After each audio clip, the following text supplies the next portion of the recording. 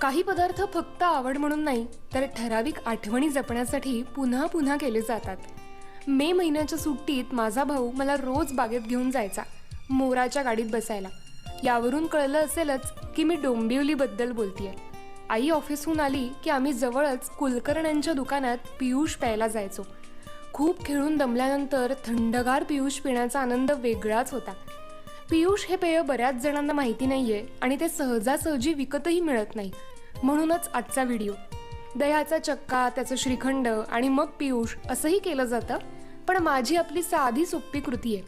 दूध उकळताना त्यात साखर घालायची आणि नेहमीप्रमाणे ते दूध कोमट झालं की विरजण लावायचं आणि व्यवस्थित ढवळून त्याचं दही होऊ द्यायचं. दही व्यवस्थित घुसळून त्यात केशर, पाणी, ड्रायफ्रूट पावडर, वेलची पूड असं सगळं घालून मस्तपैकी घुसळायचं. आपलं पियुष तयार आणि मग प्यायचं. उन्हाळ्यात एकदम सूदिंग आणि बलवर्धक रेसिपी आहे. करून बघा.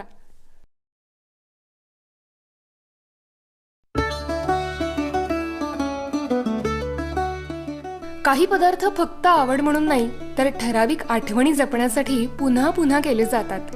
मे महिन्याच्या सुट्टीत माझा भाऊ मला रोज बागेत घेऊन जायचा, मोराच्या गाडीत बसायला.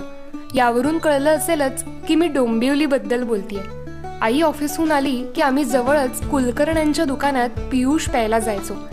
खूप खेळून दमल्यानंतर थंडगार पियुष पिण्याचा आनंद वेगळाच होता.